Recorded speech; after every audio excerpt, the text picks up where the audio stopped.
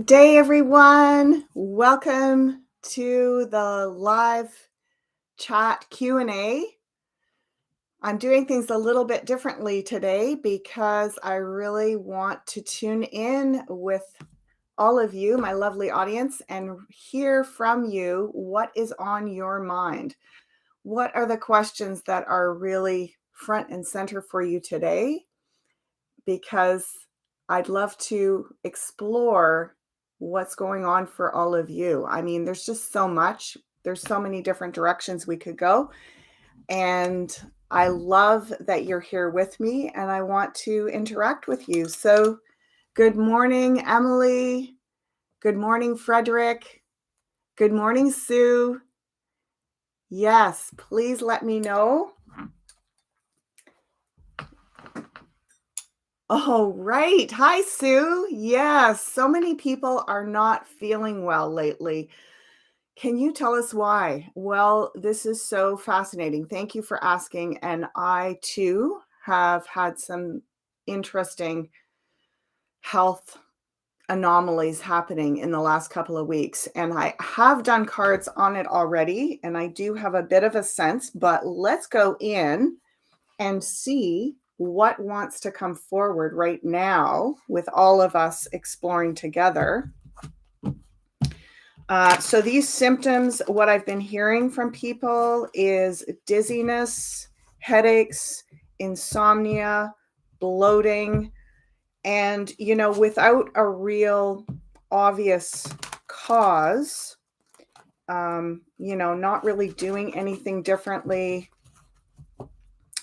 So it does feel a bit disconcerting since so many of us in various different regions. I mean, I was just doing an interview with Anya yesterday, and she's over in Moscow in Russia, and she was feeling a lot of these symptoms. And I was like, okay, well, clearly this is not just a North American thing. And so many of my friends are also going through this. So let's have a look. Here's us, where we're at.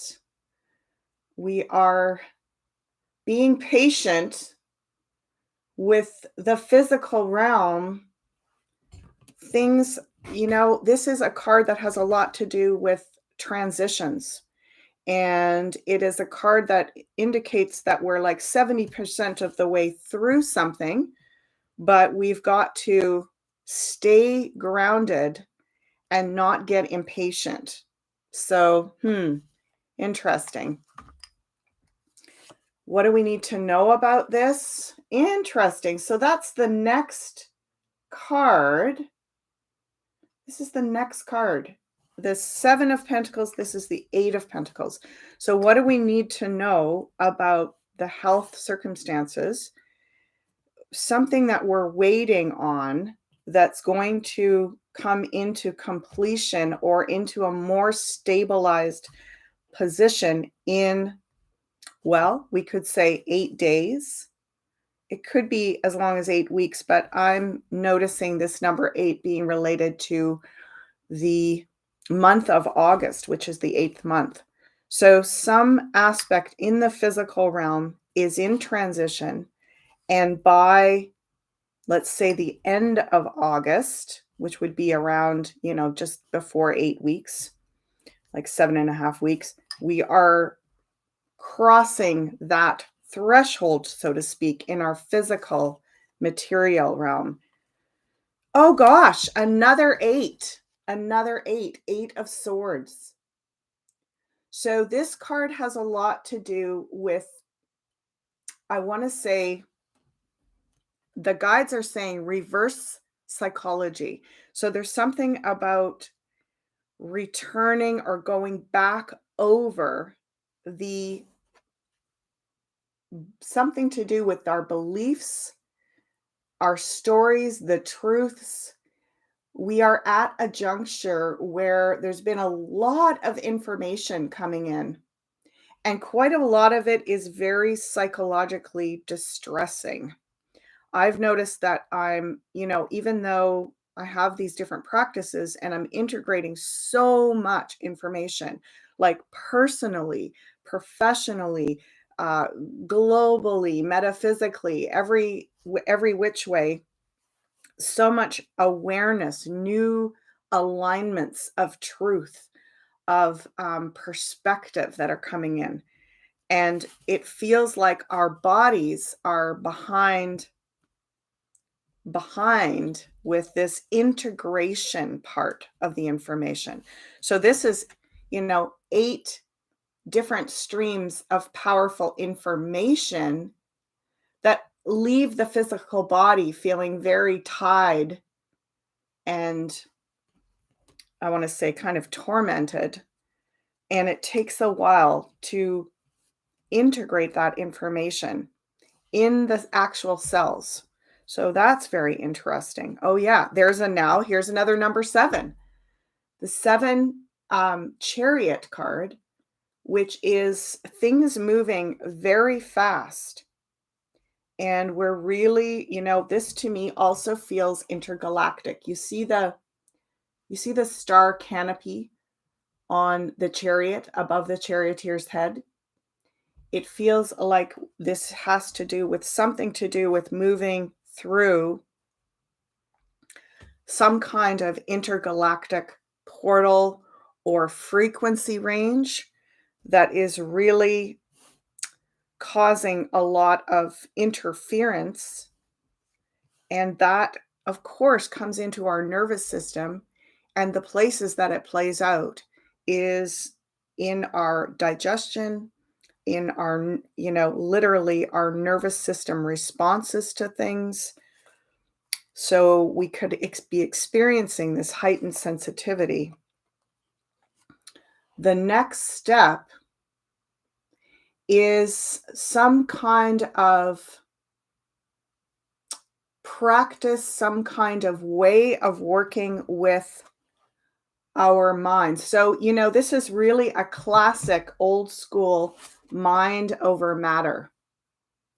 Now, I'm not saying that every symptom that you're experiencing is coming from your mind, but what I'm saying is that there's some discrepancy. I mean, obviously, if you're experiencing physical symptoms, it's important to get medical advice about them. I'm not saying disregard the symptoms that was mentioning, but what I'm saying is there's some part of we're all being challenged to explore the power of our minds to work with the matter that is trying to be metabolized and integrated into our physical bodies. Yeah, I mean, it's kind of like the guides are saying it's like we are taking in information, processing energy, intergalactic energy at a never before seen rate of speed and just mass sheer quantity of data processing, of energetic processing. And we're doing it running on old mental programs. So it's like we're trying to do it with old mindsets. That's what this is. This is like the old mindset where we're in that old mindset and we're expecting to be able to, metabolize and integrate massive amounts of data and energy that old mindset just wasn't created to be able to work with. So we're going to need new mind practices that help us direct this energy in our bodies. So that is also one thing that I've noticed. We're going to have a look here and see what spirit wants to say. Okay, equilibrium, balance, being off balance, being in between. I'm hearing photon belt. So there's something about going through some part of a photon belt where there's energy moving very rapidly, and there's aspects of duality that we are kind of merging, if that makes sense. And so it does affect our sense of balance. Look at this, another 2. So this is interesting. We've got 2 sevens, the 7 of Pentacles and the Chariot. 2 sevens. We've got 2 eights, the 8 of Swords and the 8 of Pentacles. And now, as our advice, we have 2 twos, the 2 of Pentacles and the 2 of Wands. So whenever we see doubles in a tarot spread, what it means is that it's a degree of mastery that we are working on. So whatever the energy is, the energy of the sevens is our sort of spiritual activation, our attunement, our consciousness. You know, the 7 is the number of the self. So there's a lot of development of our sovereign selves, our attuned, activated, conscious selves. The 8 is the number of predictable patterns of manifestation. It's about bringing things into the material realm in ways that are cyclical. So we're mastering this energy of our spirit, our spiritual consciousness, and we're also mastering the energy of our physical material manifestation and the blending of those 2 things. And then we're also mastering the energy of duality, polarity.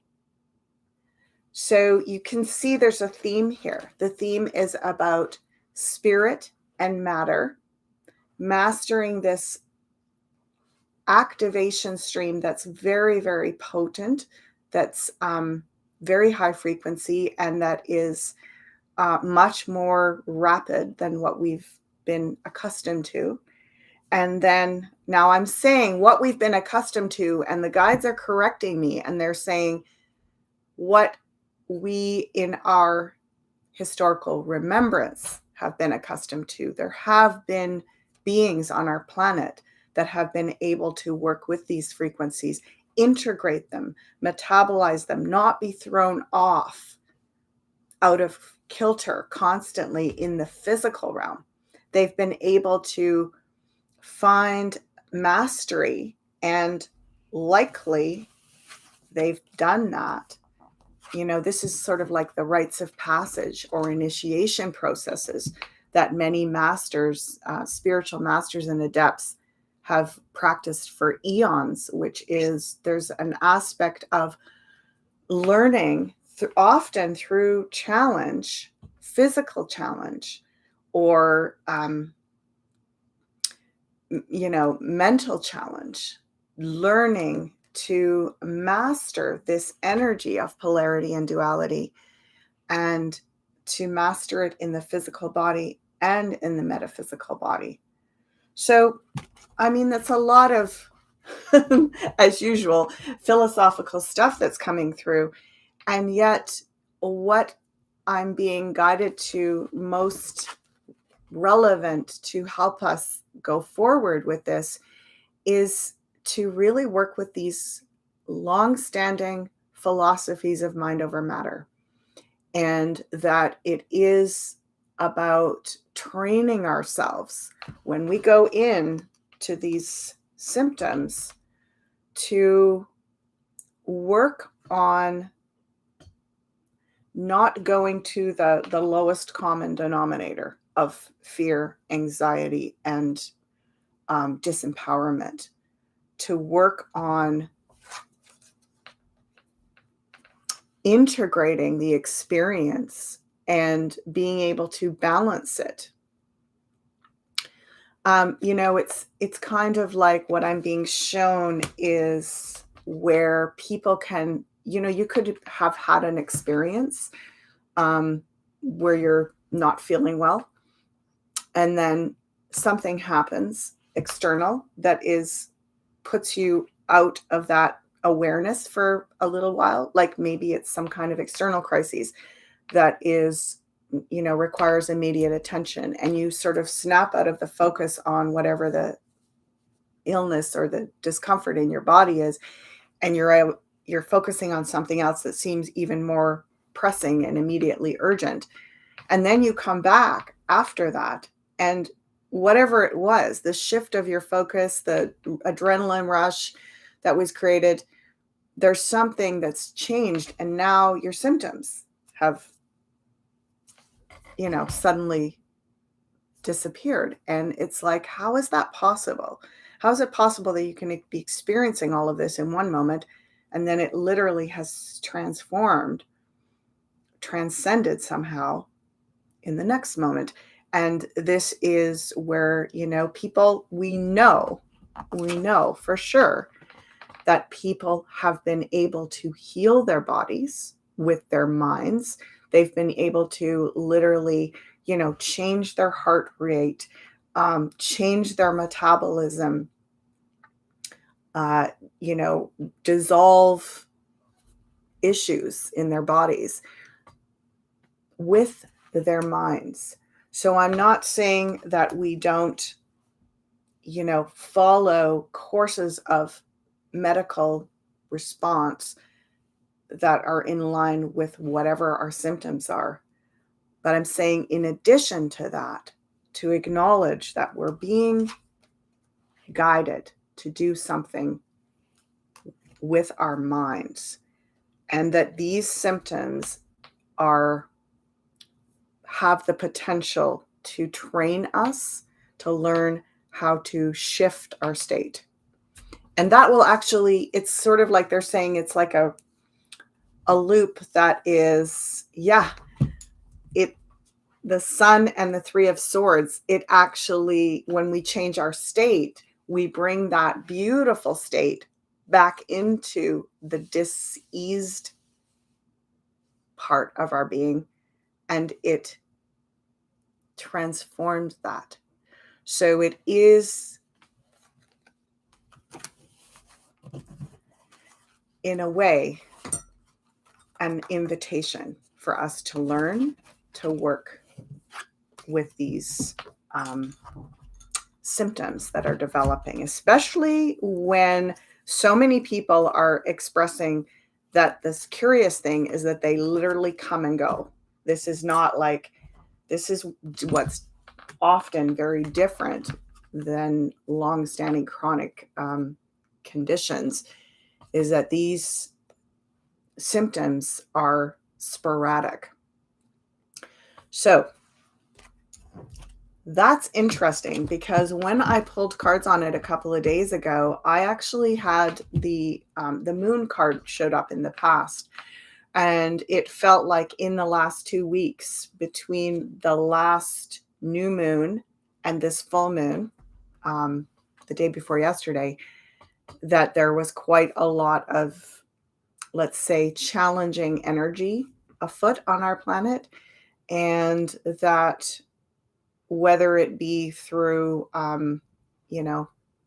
heaven forbid, but some kind of substances released into the atmosphere, that we were basically being bombarded. I was also getting that there was energy coming, intergalactic energy coming, that was bombarding us in our 3D physical matter here on Earth. And that it had a lot to do with that time window between the new moon and the full moon, and that it was going to ease off and we were going to feel better within the next week.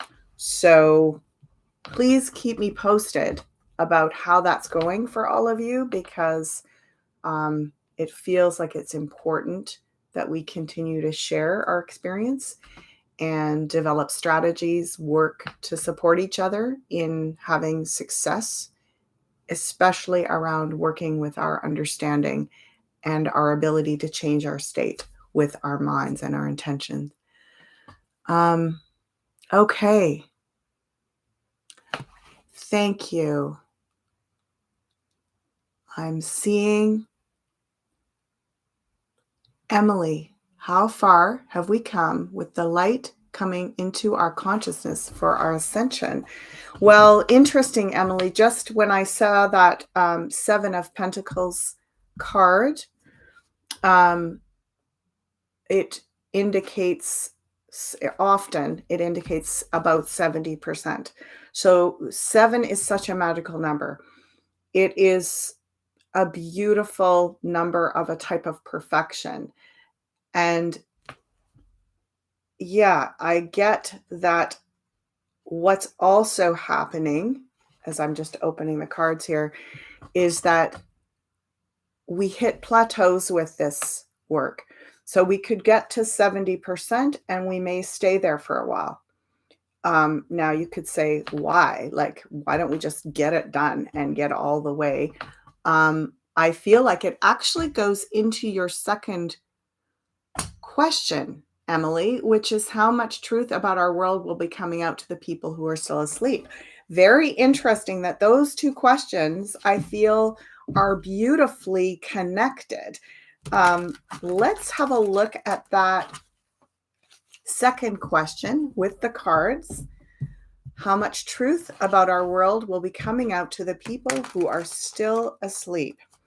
And I heard someone talking about timelines recently, and they were saying, we have the sense of timelines in order of literal time. Like,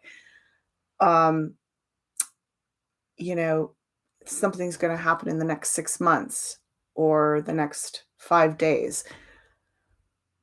One way you can think about it is it's spatially oriented, meaning we're closer or we're further away from that potential. That being closer means things could happen very, very fast. Like it could be literally, minutes, hours, days, or they could take weeks, months, and heaven forbid, years. So it's like, it doesn't mean just because we're close doesn't mean it's going to be right away. And just because we're a little further doesn't mean it's going to take forever. It's like the idea that things are going to be relative to our time experience of the past. That's the big message I get a lot, is that we are not dealing with timelines the way they used to be. It used to be very predictable. You set something in motion, you could pretty much gauge how long it's going to take for that thing to happen.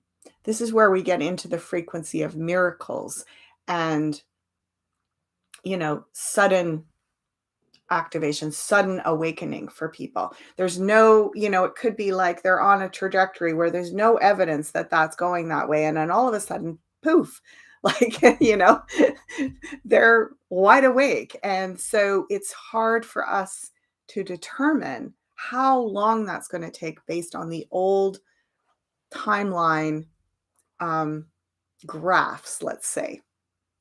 But I would like to let's have a look at sort of how this is unfolding and maybe even how we can support those truths coming out in a good way, because it's not just about like how much is coming out and when. It's also about how is the way it's coming out going to support us all in moving forward.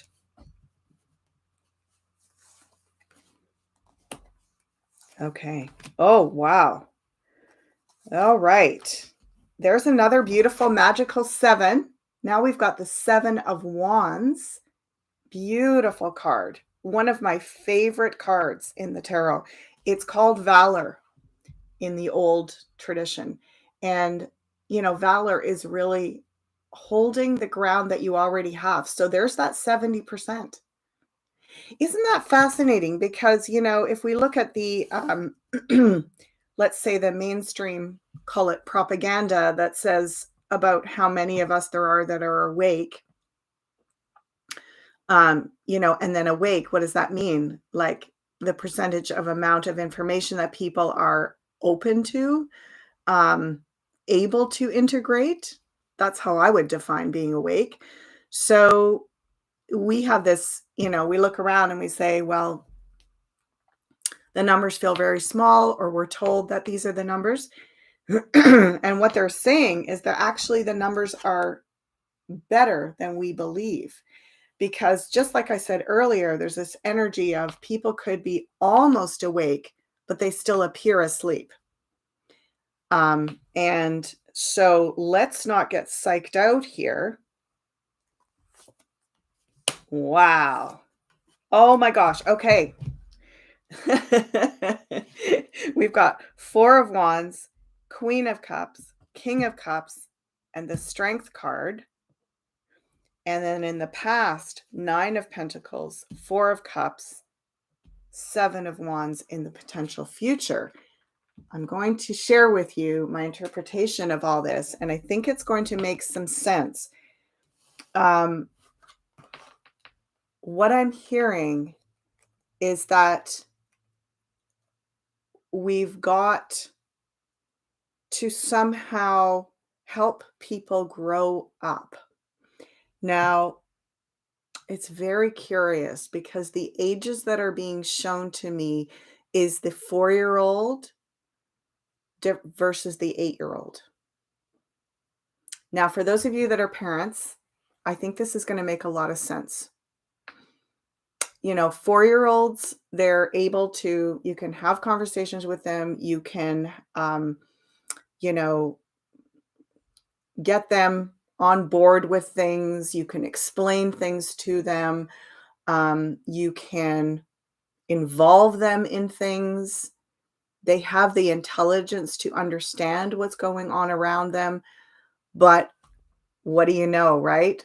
They don't have much emotional capacity. You can explain things and direct them, but they only have a very, very small amount of emotional capacity. If you're like traveling with them or something, they're just losing it. Like they can only handle a certain amount of change out of their routine, or like too much information. It's like they will literally just be like emotionally not capable of sustaining. What's different? Have you ever traveled with 7 or 8-year-olds? Like, that's one of the really cool things. You can communicate with them. You can, you know, discuss strategies and interact with them, and even have like really productive experiences with them where they're very engaged and they seem to be able to handle it emotionally. Like they can sustain their interest, they can sustain their participation, they can, like really be present and not be bowled over too much. I always say, those ages between 7 and 11 are the most amazing years to go on adventures with your kids, because they have the physical, intellectual, and emotional capacity to really do some incredible things. And they're also, they're really open to being directed for the most part. So what we're looking at here, the guides are saying, is we're looking at needing to support people in growing up emotionally. And that needs to happen personally first. Personally first. Okay. So it's sort of like saying, can we expect people to, like show up in a kind of present way with a project when they are still very immature emotionally? So they have to go through their personal emotional growth. King and Queen of Cups. King and Queen of Cups. Mother and father of emotions. It's almost like what we could do to speed up this process is we could just go full tilt with emotional healing, family healing, relational healing, trauma therapy, counseling. If you care about your loved ones, the people in your community that are struggling to get up to speed. I mean, we just talked about what we're going through physically and emotionally.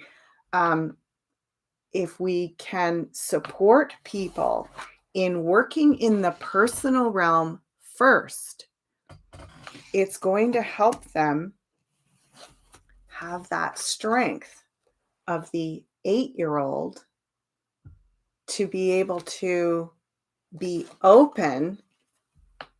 There's the gateway. So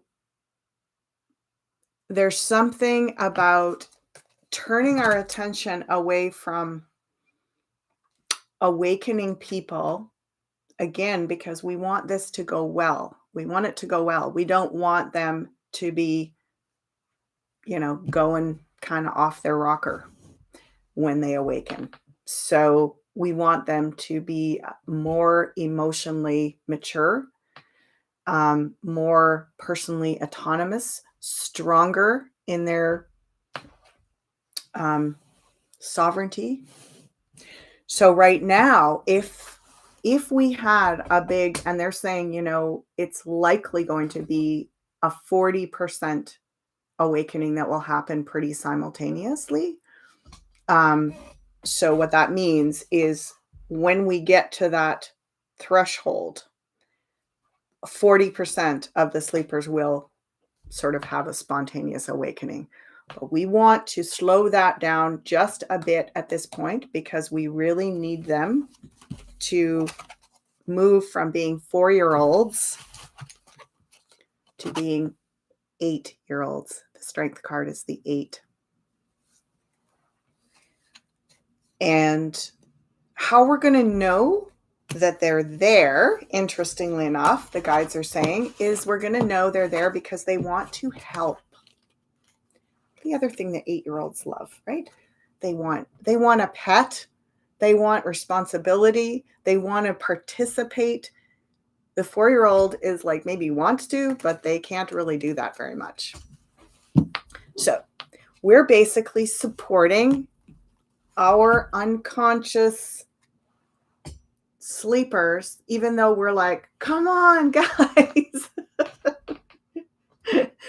Come on. You can do it. You can say that to a 4-year-old all you want, but they're still going to have their meltdown and need to go for a nap. So it's really about, you wouldn't be mad at a 4-year-old about that. You'd go, well, of course, they haven't grown up yet. And so it's okay. All right. I'm missing questions here. Let's look. Ricky, talking to my cells to heal my body and live thousands of years. I can feel what I am describing as prana or life force energy in my body. Recently, while grounding barefoot, vibrating my pineal gland, feeling into my heart, I can see light clouds moving around me, and the clouds react when I blow air through my mouth. My pineal gland somehow kicks in by itself, and the pineal gland vibrations go way up, as if it's my higher self activating the light clouds. I mean, Ricky, what you're describing is this incredible, masterful practice that I feel like the guides are saying we each have our own versions of this. It's like in the old eras and the old eons, there were masters that taught a way. And what I'm being shown in our current evolutionary development phase is that we are developing our own ways, meaning you would be guided to do different teachings from different teachers, and you would integrate that and start to experiment and explore in your own being. And through that, you would discover where your strengths are, where your psyche, your spirit, your body are strong and capable to do these extraordinary things. So if you're not resonating with where Ricky's at, that's okay. You may have a different way of communicating, with your higher self, of activating frequencies in your body. But what Ricky's describing is a phenomenal practice that he has been learning by working with himself. And this is an invitation that he's having these successes, is an invitation for each of you to find your path and explore that, especially around overcoming this overwhelming experience emotionally, physically, and so on. Mar M is asking, will Medbeds come out in the next few years? Thank you. Thank you, Mar M. And thank you, Ricky. Okay, let's revisit this. I have looked at this question many, many times, and I have my own perspectives on it, but let's have a look where we are right this moment with Medbeds.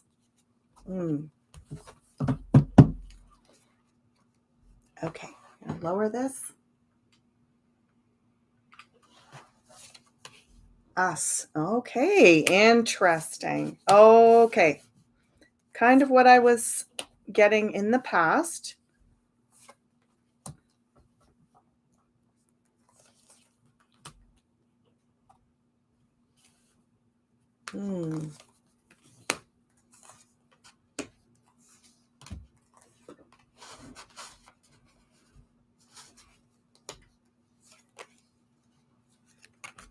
Yeah. Wow. Okay. I'm going to show the cards one by one and talk about them a little bit.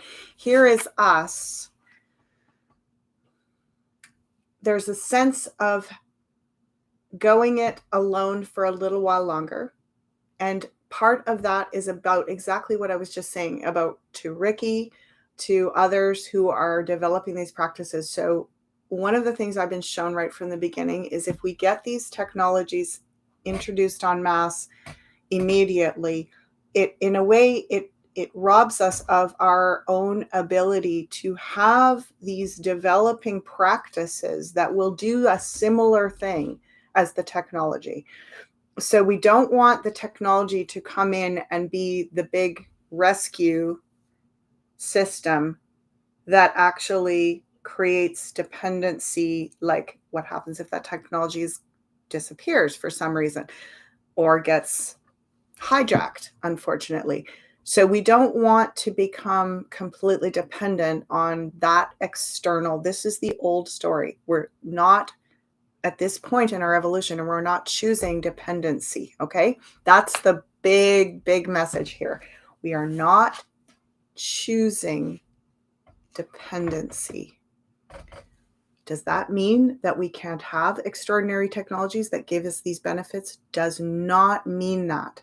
What it means is that these things happen in tandem with our own developing potential. So what I've been shown right from the beginning, because look at this. This is a yes. This is the yes card and the wish fulfilled card. And that's in our advice. The fact that these technologies have been developed on this planet means we have kind of like, they're like the hardware. We have the software in us already. Hear that again. This is from our guides collectively today. We already have the software. So we could run the same system as the Medbeds through our own intentions and awareness now. If we got the hardware first, we would believe that the only way we could install the software was in that hardware, and we needed that hardware to operate it. So the other thing that I was shown years ago when this first came out, right from the beginning and all the way along, I've been shown there's a boundary to be made. She's the boundary queen. Again, against dependency. And what I was shown was that the Medbeds would work in direct proportion to how we were already in that frequency. if we're already in that stream of doing these practices, learning the masterful techniques, working with mind, body, spirit, and self-initiation, self-practice, creating our own spiritual cosmology, the technology of the Medbed will exalt what we're doing. It will give us, a boost. It will give us a boost. That's what they're showing me. It's almost like a battery booster. Does that make sense? It's like it boosts what's already there. If you put a battery boost on a dead battery, it might not work. It might not get it going. It might get it going, but it's not going to really help it. We need to do the metaphysical healing of that battery in order for it to be boosted and to be activated. That doesn't mean that miraculous things can't happen, but I want to say our guides are really strongly calling out to us right now and saying a big part of that is the belief that these things are going to do that. That alone is it's the placebo effect, but it's like the placebo effect on steroids. It's like we hear miracles, we experience things, and we collectively agree this is amazing. It's giving results, and that energy is here. We have believed it, and it creates the reality in our bodies. So this is not new. What I'm talking about has been discovered, practiced, talked about for eons. And so I love the Medbeds. I love the technology. I love these boosters. I love the fact that we're going to get these bursts of boosting our confidence and our abilities. But it's our show. It's us. We are the technology. We have that software already innately in us. So again, what I got was when you don't care anymore that you need it is when you'll get it, kind of thing. And I know that sounds really trite and cliche, but it's what I'm also being shown is there is something about reimagining our whole medical system. And this is going to be big, big work for us. Isn't it interesting that it's in the realm of the medical system that the biggest activation of our awakening has happened? So it would stand to reason that that might be the first system that we really reevaluate and rebuild, renew, restore, all those good words, right? Okay. Let's see. Valerie, I feel that 7-8-year-olds are coming into their personal power. Yes, you're right. That's absolutely right, Valerie. Coming into their personal power at around that age. And we want people to be coming into their personal power before they get blasted open with awakening. I know for some of you, most of us have stories where we know people that woke up maybe before that was the case, and it really devastated them.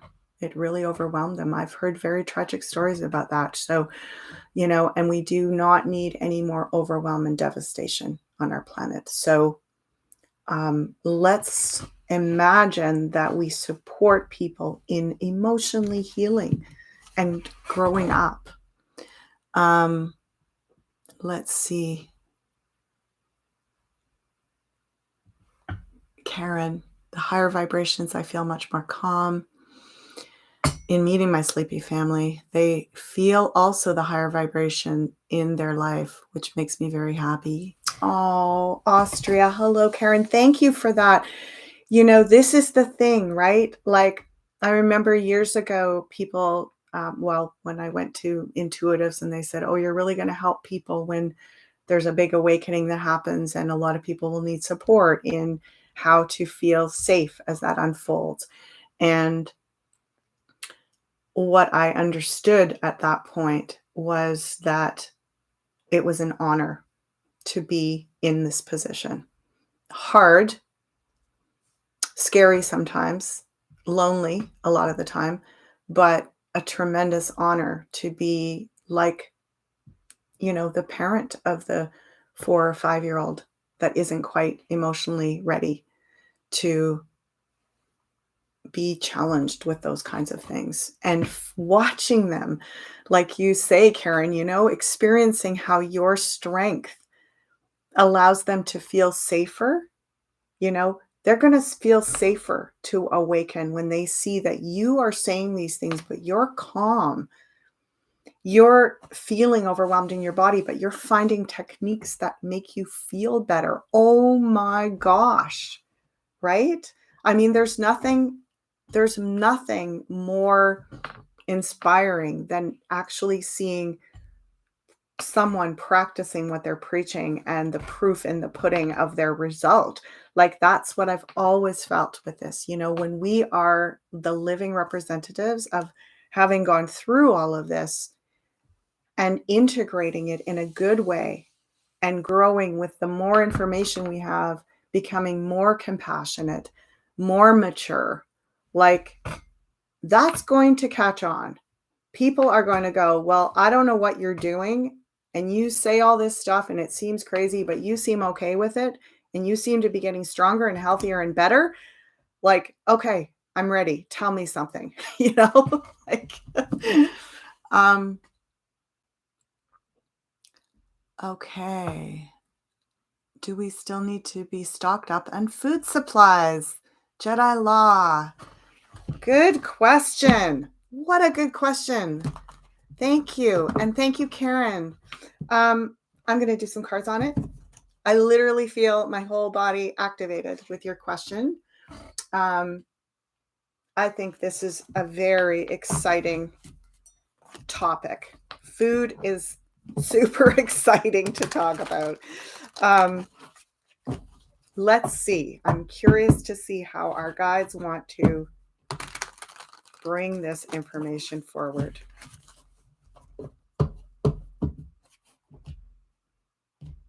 So, what do we need to know about food supply, storage, stocking? Here we are. Well, first of all, bravo. Bravo, freedom heroes. You are looking critically at the big picture and making decisions to care for yourself. Bravo is what the guys are saying. Like, good job to actually be, courageous enough to look. They're saying you're more than halfway there. Like, you're going to face whatever comes because you have the courage and the willingness to be responsible for yourself. That is huge. Okay, stocking food stores. 3 of Swords. The old story, the old hurtful story. Okay, we're going to get through this. Oh, yeah. 9 of Swords in the past. Anxiety, fear. The Magician in the present. Let's talk about this. Yeah, let's get communicating. Let's get magical with this. And the 4 of Cups in the future. Okay, we'll talk about that too. And here's our advice. Queen of Cups. Oh, remember these two? You saw me shuffle. There they are again, the mother and father of emotion. Oh, wow. This is so cool.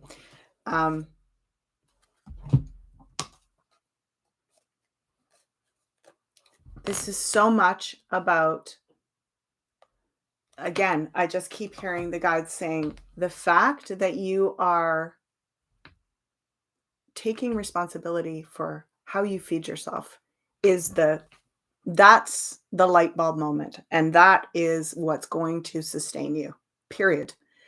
Um, the old story is we either have or we don't have. There's either abundance or lack.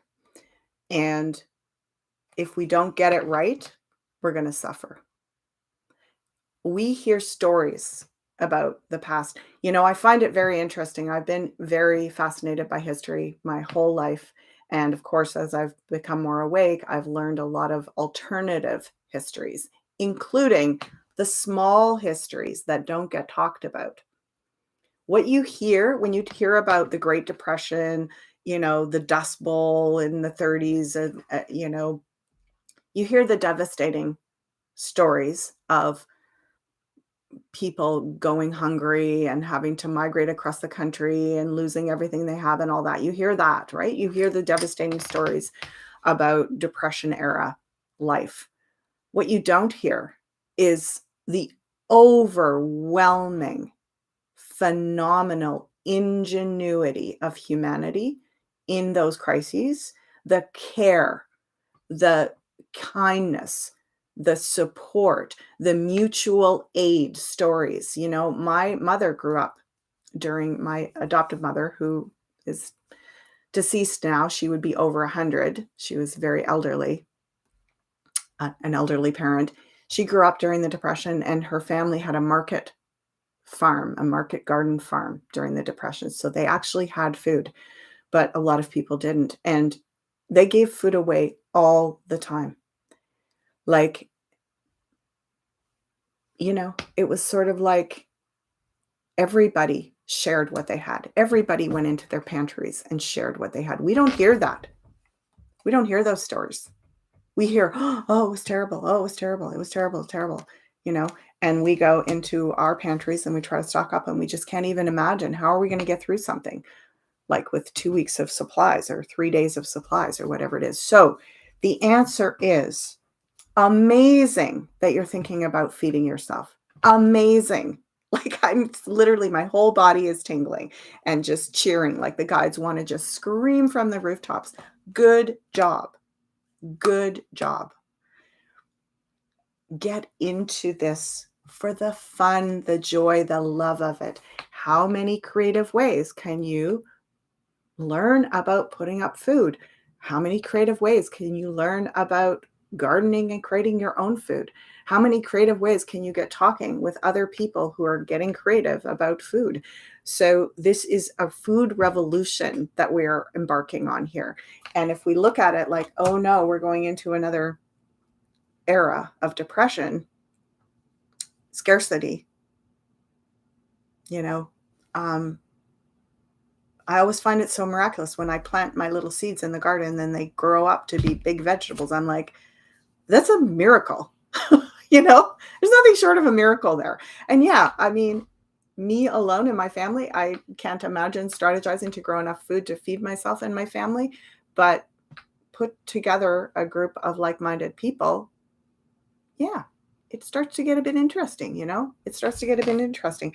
Let's get interested in this. But also, it's about feeling safe. Does that make sense? Yeah. Thank you, Jedi. Thank you.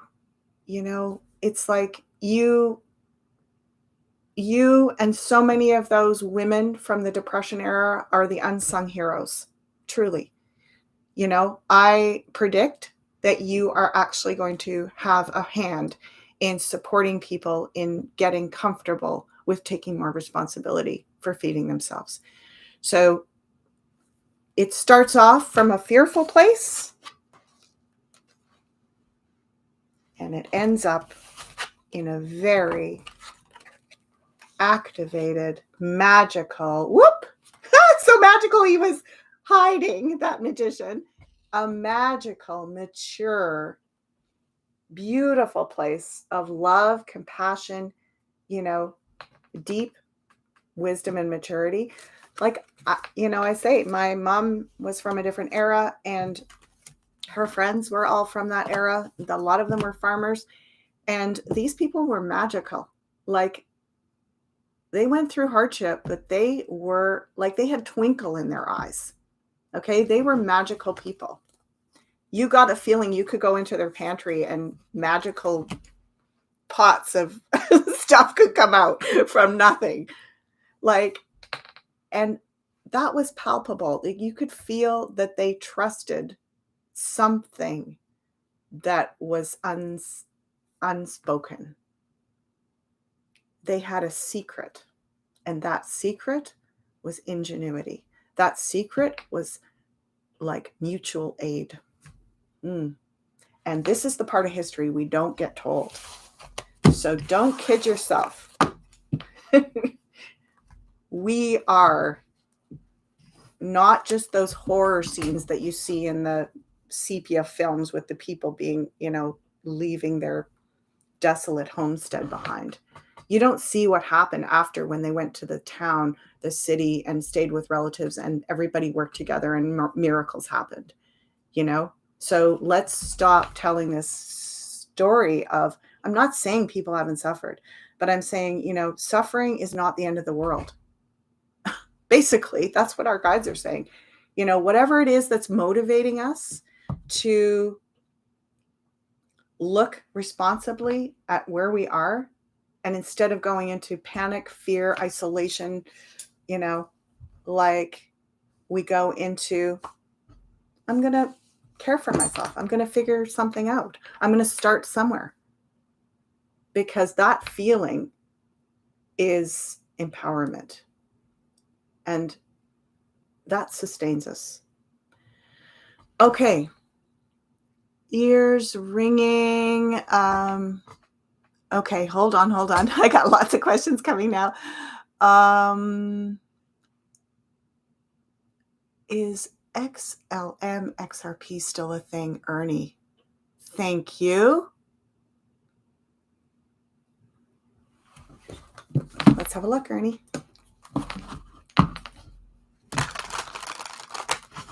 Great questions.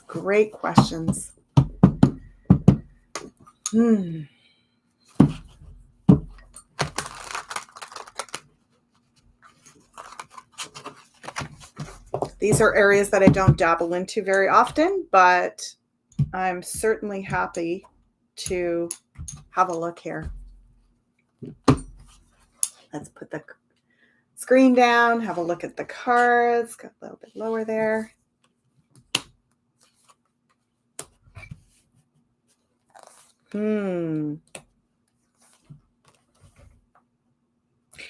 It's very interesting. Very interesting, because there's a similar answer here. Oh, yeah. There's a similar answer here as the answer to the question about storing food. Wow. There's a very similar answer here. And what it is again, bravo. Bravo for thinking independently about resources and financing yourself. Bravo for looking at transitional currencies. I'm very, very passionate about the topic of resources, finances, currencies, and especially evolving into new forms of currency that are more value-based.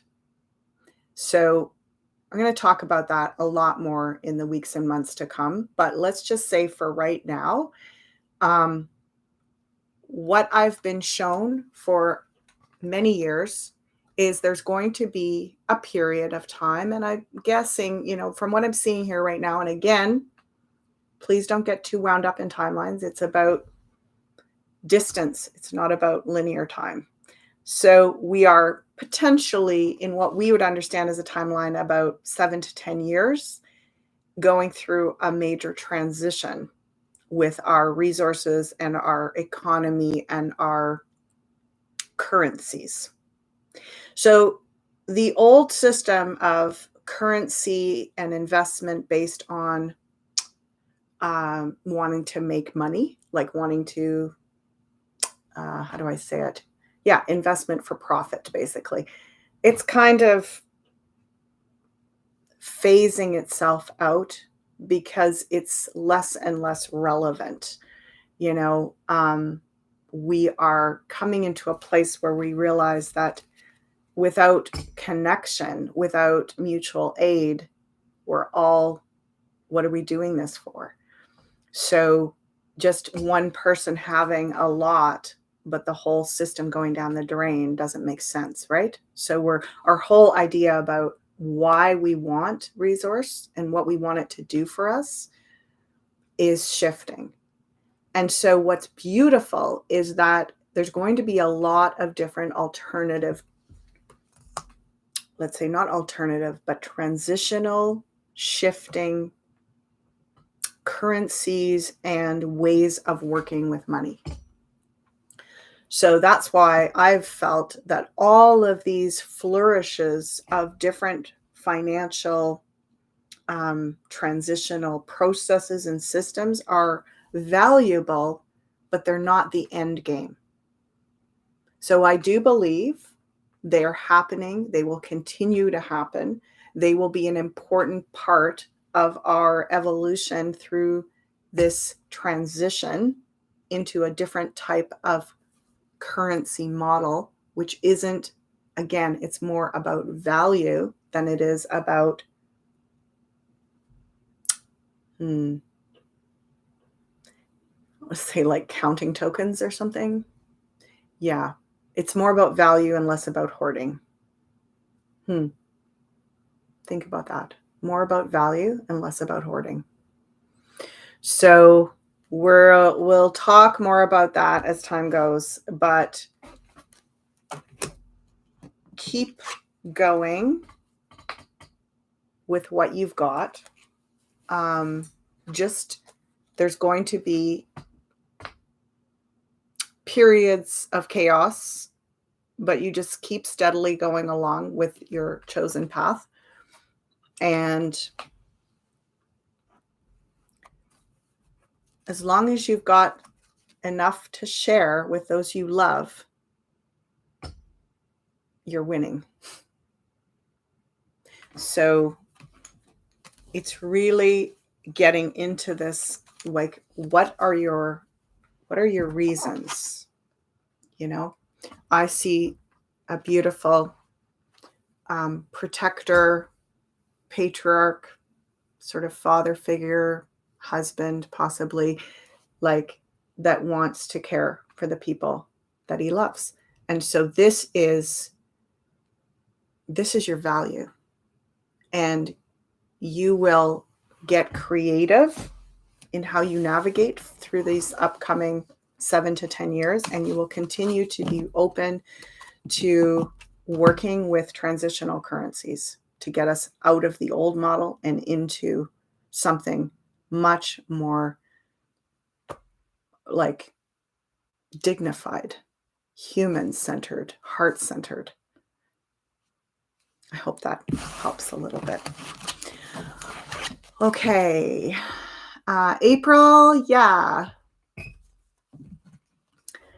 Waking up. Where did you go, April? Everyone complaining about their ears ringing.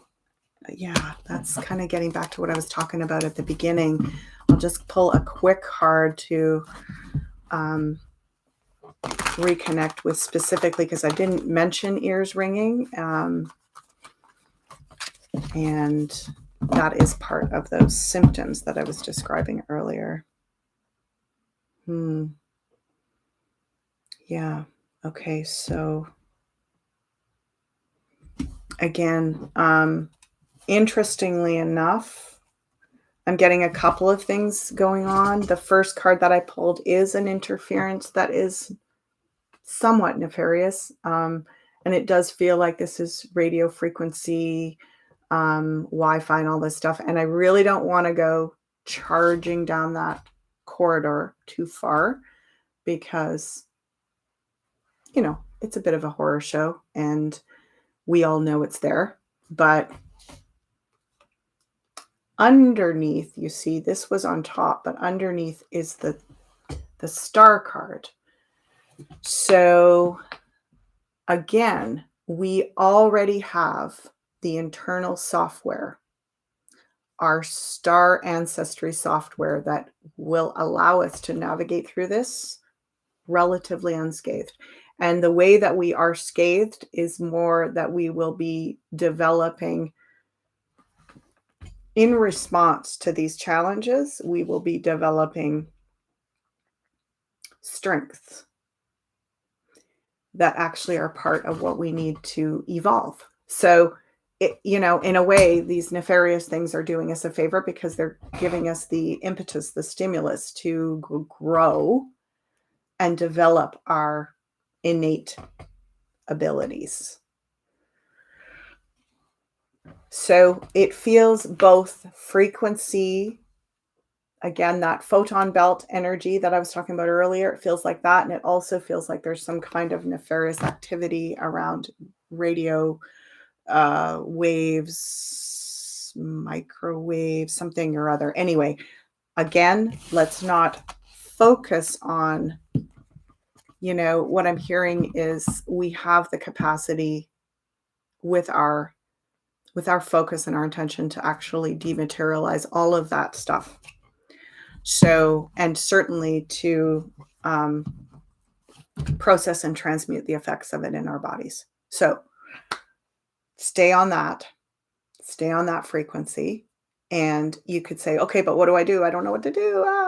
Well, what are you being called to explore? What are you being called to explore with healing? Are you being I really want to give you all permission to follow your guidance, because what are you being guided to? Are you being guided to, acupuncture? Are you being guided to sound frequency healing? Are you being guided to ice bathing? Are you being guided to, whatever it is, something is pulling you, follow it, feel your effect. There's literally, if you think about it, I mean, go back to what I was talking about, my, parents that were like my grandparents, back in the Depression era.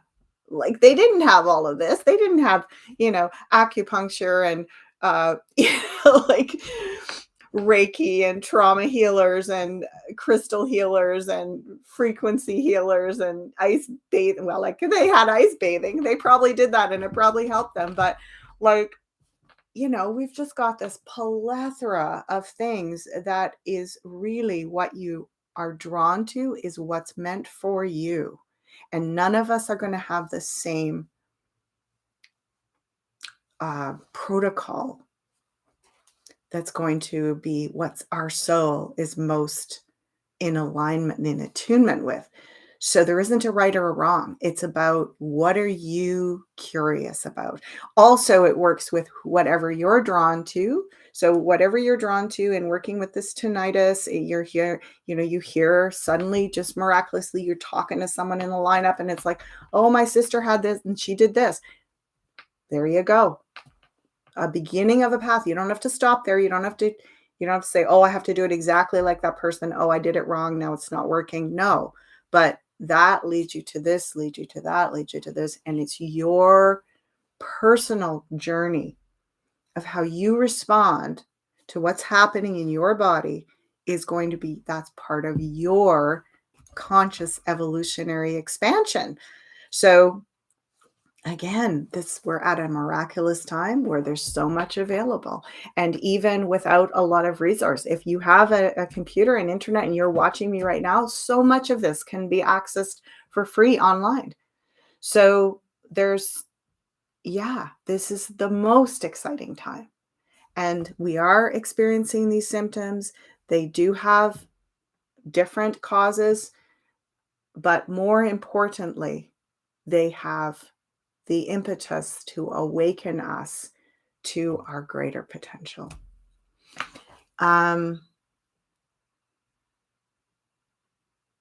Oh, yeah, Sue, remember when I got my fiber optics and my son and I couldn't sleep all night? Then you looked into it and you said we were becoming strong to it. Yeah. So I'm not saying this is easy. It's not easy. Can be very discouraging. It's among this kind of group discussion that we give each other the validation, we give each other the encouragement because you are not alone. You know, we're all in this. I don't know a light worker, a healer, an intuitive that isn't going through exactly what we're talking about today. All the questions that have come up. There's no one that's just sailing through this with no symptoms, no anxiety, no trauma healing, no confusion, no discouragement. Yeah.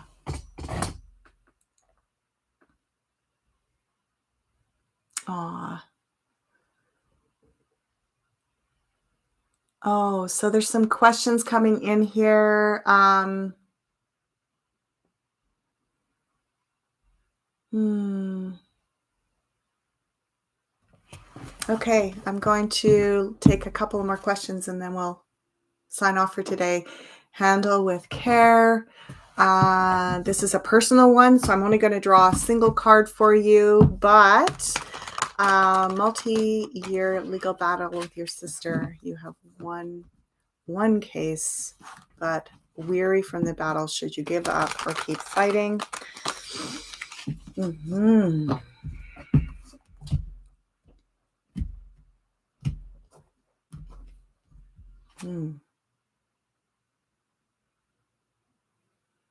Okay.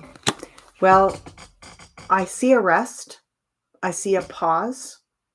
And I also see a reimagining because it's interesting the words that you're using. Winning a battle and fighting. And we're speaking about your sister. So I'm encouraging you to find a different way to talk to yourself about this. Is it a battle? Because this is the card of truce. But that doesn't mean that you give in. Truce is like taking the higher path. And the first most important thing in that is to reframe the story so it doesn't have words like fight, battle, and win. It has words like evolve, grow, and learn. So it's a suggestion and it's an invitation for you to pause, regroup within yourself about what your goal is, because it almost feels like the goal of winning or losing is small compared to the bigger evolutionary soul goal of learning, healing, and evolving. Yeah. And I love your handle is handle with care. This is something you're handling with care. Ernie started to learn the tarot with Janine. Is this going to be a good thing for you to learn? Well, I mean, of course I'm biased. I think the tarot is an amazing thing for people to learn. Again, I don't even need to draw cards on this, Ernie, because I just want to say to you, if it feels good, if it feels like your approach is coming from a place of warmth, open-heartedness, generosity, curiosity, I always like to say to my students, it's not about having confidence in your ability, in your practice as a reader. It's about having confidence in your intentions. Why are you doing this? And how does it feel for you to be supporting yourself and getting clarity, validation, encouragement, supporting others in getting perspective? The way that you approach it and the way it makes you feel is how you'll know if you're doing the right thing. Yeah, this has been awesome. Oh gosh.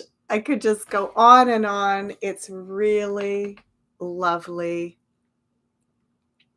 Um, Lots of reframing. You know, when you come onto my lives, there's going to be a lot of reframing about your questions, but I hope that that's helpful for all of you. It's been an absolute pleasure. I am loving looking into this window of connection in a new way. And I plan to continue doing this over the next 2 or 3 weeks just to see how it goes. So come back next week if you want to tune in. It's going to be the same time. It's the same time every week, um, 11 a.m. Pacific Standard Time on Wednesday morning. And I look forward to seeing you all then. Blessings. Bye for now.